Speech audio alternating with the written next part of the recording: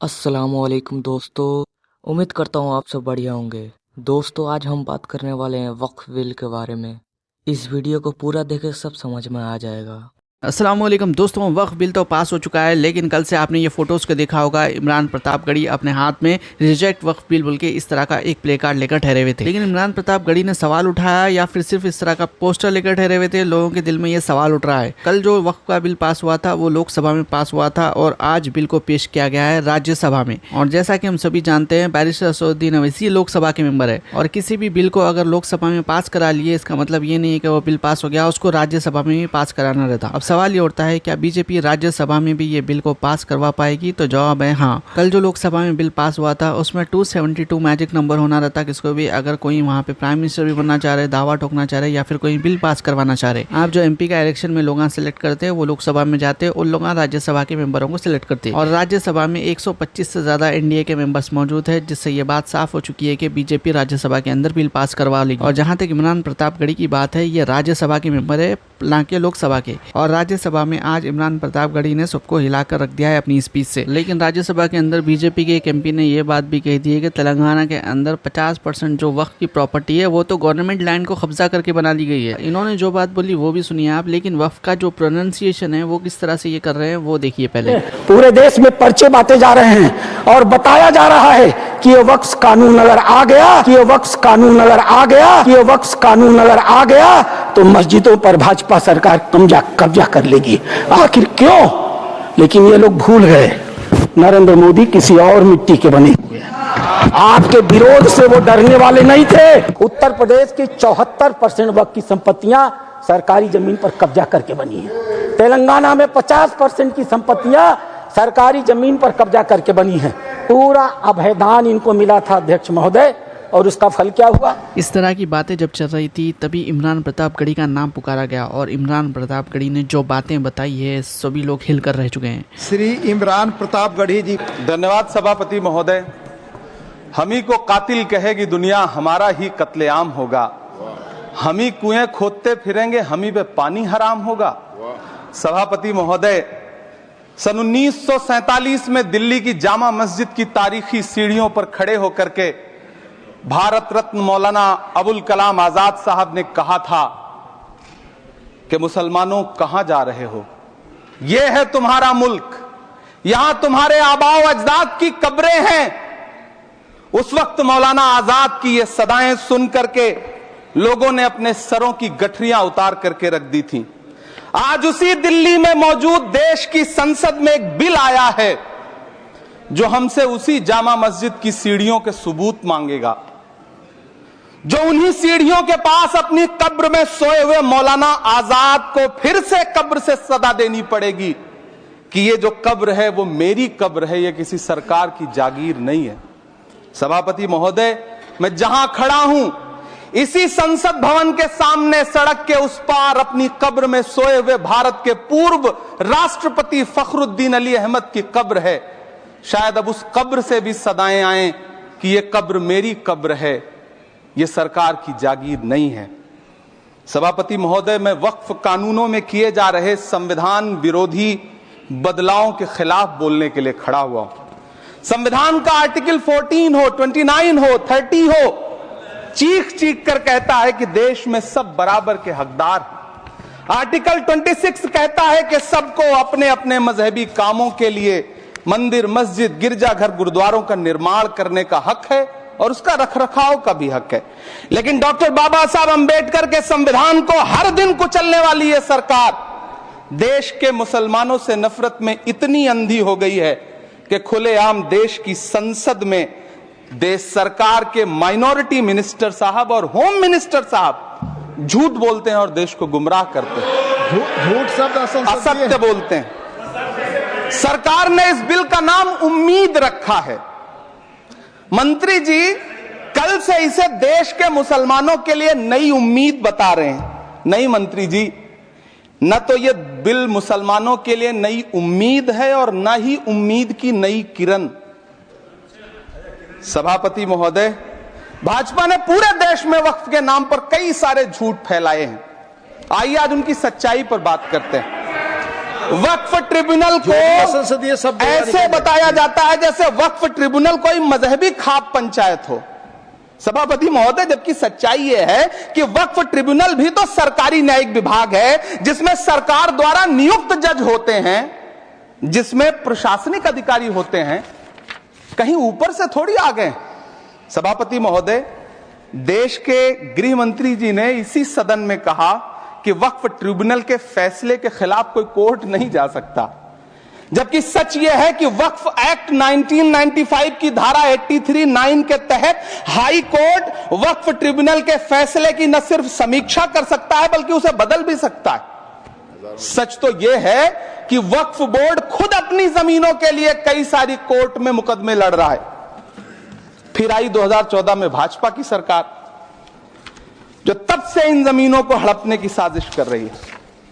जिस बिल को मुसलमानों के हुकूक की हिफाजत करने वाला बिल बताया जा रहा है, उसी को पेश करने के लिए और उस पर बात करने के लिए लोकसभा में भाजपा सरकार के पास एक भी मुस्लिम सांसद नहीं है। जिस वक्त, मैं लोकसभा कह रहा हूं, सुना करिए, जिस वक्फ बिल को मुस्लिम महिलाओं को हक दिलाने वाला बताया जा रहा है, उसे संसद में पेश करने वाली पार्टी के पास न तो राज्यसभा में, न लोकसभा में, न देश की किसी विधानसभा में एक भी मुस्लिम महिला सदस्य नहीं।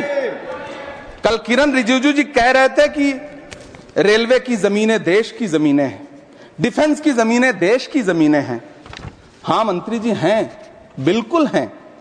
ये जो वक्फ की जमीनें हैं, ये हमारे पुरखों ने धार्मिक कामों के लिए डोनेट किया है, तो हम भी तो इसी देश के नागरिक हैं, हम भी तो इसी देश के बेटे हैं, तो वक्फ की जमीनें भी तो इसी देश की जमीनें हैं, उनको पराया क्यों बोलते हैं आप? सभापति महोदय, अशफाकुल्लाह खान जब फैजाबाद की जेल में फांसी के फंदे पर झूल रहे थे, तो इसी देश की जमीन के लिए झूल रहे थे ना।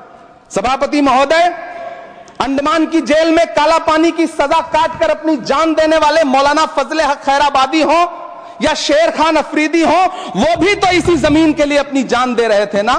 सभापति महोदय, पाकिस्तान के खिलाफ लड़ते हुए अपनी जान देने वाले महावीर चक्र विजेता ब्रिगेडियर उस्मान हो या पाकिस्तान के पैटर्न टैंक उड़ाने वाला परमवीर चक्र विजेता वीर अब्दुल हमीद हो, वो भी तो इसी जमीन के लिए अपनी जान दे रहा था ना।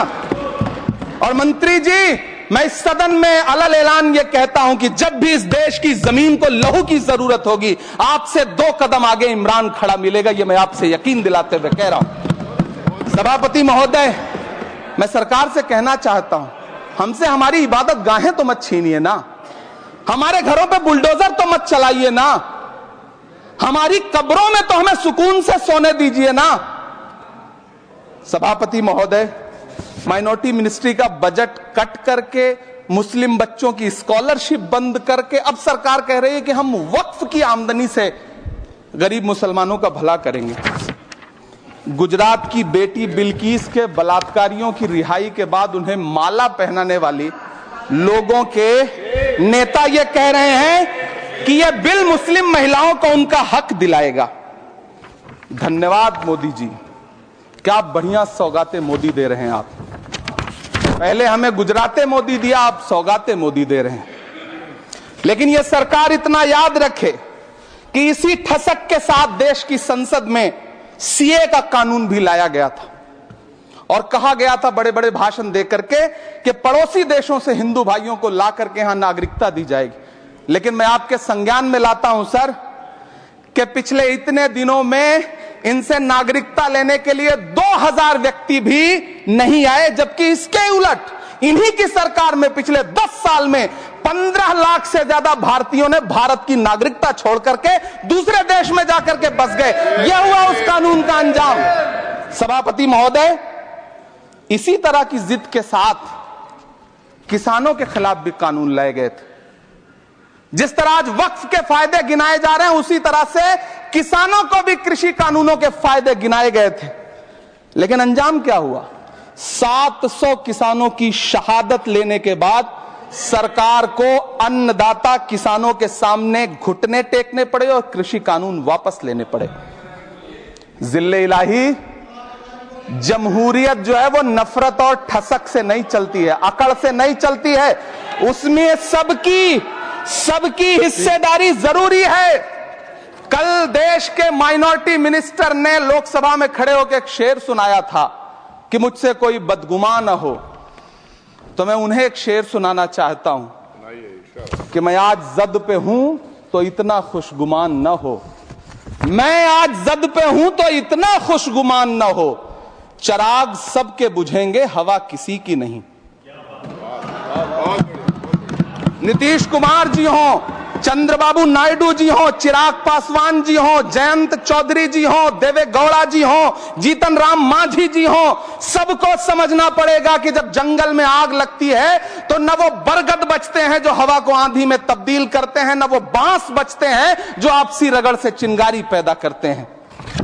सभापति महोदय, जब देश को मनमोहन सिंह साहब जैसा काबिल प्रधानमंत्री मिलता है तो देश को आरटीआई जैसा एक्ट मिलता है, सेज जैसा एक्ट मिलता है, मनरेगा जैसा एक्ट मिलता है, लिबरलाइजेशन मिलता है, राइट टू एजुकेशन मिलता है, नेशनल फूड सिक्योरिटी एक्ट मिलता है। लेकिन जब देश को सौगातें मोदी मिलती है तो क्या मिलता है? सीए मिलता है, फॉर्म्स लॉ मिलता है, आर्टिकल 370 मिलता है, इलेक्टोरल बॉन्ड जैसा एक्ट मिलता है और वक्फ अमेंडमेंट एक्ट जैसे बिल देश को मिलते हैं। मुझे तो अपने हमवतन भाइयों से पूछना है कि आपको अपने बच्चों की तरक्की, खुशहाली और नौकरी की दरकार है या फिर मुसलमानों की दान की गई जमीनों को लूटकर धन्ना सेठों को देने की साजिश करने वाले कानून की? सभापति महोदय, यह सरकार रात के 3 बजे तक पूरे देश को जगा करके संसद में अपने ही नागरिकों को नीचा दिखाने के लिए वक्फ बिल ला रही थी, तो उधर रात के 1:30 बजे अमेरिका हम पर 26% टैरिफ लगा रहा था। सरकार की प्राथमिकताएं देश को पता। सभापति महोदय, मैं बहुत भावुक हूं आज, और मुझे अच्छा लगा कि आदरणीय नेता सदन जगत प्रकाश नड्डा जी ने बहुत अच्छी बातें भी की, मन से बातें की। क्योंकि उनके नाम में प्रकाश जुड़ा है तो मैं उनमें हमेशा एक रोशनी की किरण देखता हूं। मैं उनके सामने बहुत अदब से ये बात कहना चाहता हूं कि चरागों के सफर में दबदबा हो आंधियों का तो फिर अंजाम जुल्मत के सिवा कुछ भी नहीं होगा। ये दुनिया नफरतों के आखिरी स्टेज पर है, इलाज इसका मोहब्बत के सिवा कुछ भी नहीं होगा। मैं भावुक हूं, मेरी पलकें गीली हैं। अगर देश की एक बहुत बड़ी आबादी को लगता है कि आप उसका भला करने के लिए नहीं बल्कि उनकी इबादतगाहों, उनकी कब्रिस्तानों, उनकी खानकाहों को बर्बाद करने का बिल ला रहे हैं, तो फिर आप अगर समझाने में नाकामयाब रहे हैं तो यह आपकी नाकामयाबी है। पहले समझाइए, उसके बाद कोई बिल लेकर के आइए, तब शायद हम आपका इतनी पुरजोर तरीके से विरोध ना करें। लेकिन सभापति महोदय, मैं अंत में सिर्फ इतना कहना चाहता हूं कि इस बिल में जो भी पॉइंट्स दिए गए हैं, बॉम्सी पोर्टल देख लीजिए, सरकार का झूठ आपको पकड़ में आ जाएगा। हम डरे नहीं हैं, हम सिर्फ सरकार से अपील कर रहे हैं कि हमें अपना समझिए। हम आपके अपने हैं, इस देश के नागरिक हैं और आप ताकत में हैं। संख्या बल के आधार पर बिल हो सकता है आप पास करा ले, लेकिन आपको यह बात समझनी पड़ेगी कि हम तो वो तारीख हैं, जहनों में रहना है जिसे कागजी पुर्जे नहीं जो फाड़ डाले जाएंगे। जिस जमीन पर मैं खड़ा हूं यह मेरी पहचान है। आप आंधी हैं तो क्या मुझको उड़ा ले जाएंगे? आपको यह बात समझनी पड़ेगी। आपको अगर इतना विपक्ष की तरफ से पहले जेपीसी में इतने सारे पॉइंट्स आए और उसके बाद कल से लोकसभा में और राज्यसभा में सुझाव आप सुनने को तैयार नहीं है, लोगों की शंका को दूर करने के बारे में आप बिल्कुल सोच नहीं रहे, बस आप कह रहे हैं यह बिल उम्मीद की नई किरण है। नहीं साहब, इसे भले किरण जी लेके आए हैं लेकिन ये उम्मीद की नहीं बल्कि नाउम्मीदी की किरण है। और इस देश की एक बहुत बड़ी आबादी इस बात से खदशे में है, शक में है कि आप सीधे उनकी जमीनों को लूट करके धन्ना सेठों को बेचना चाहते हैं। मेरी अब भी आपसे अपील है कि इस बिल को वापस लीजिए। यह बिल कहीं से आपके अपने नागरिकों के लिए अच्छा नहीं है। यह बिल सिर्फ इस देश के मुसलमानों को नीचा दिखाने का और अपने एक ऐसे मतदाता वर्ग को खुश करने का बिल है जिनको इस बिल के पास हो जाने से कुछ मिलेगा भी नहीं, लेकिन आप एक नैरेटिव देना चाहते हैं, एक मैसेज देना चाहते हैं। मेरी आपसे अपील है कि कृपया ये जो सबका साथ सबका विकास का नारा है, इस नारे को रत्ती भर तो चरित्रार्थ कर दीजिए। बहुत बहुत धन्यवाद। पूरी इमरान प्रतापगढ़ी की जानिब से भी पूरी कोशिश की गई, दूसरे मुस्लिम लीडर्स ने भी आवाज़ उठाई, लेकिन नंबर्स तो बीजेपी के हाथ में हैं। अब देखना ही होगा आगे क्या होता है, और ऐसा ही लग रहा है कि राज्यसभा में भी ये बिल पास हो जाएगा। आप लोग क्या राय इससे मुतालिक कमेंट ज़रूर करिए। हमारे इस चैनल को सब्सक्राइब कर लीजिए। इंशाल्लाह अगले वीडियो में मुलाकात होगी। अल्लाह हाफिज़।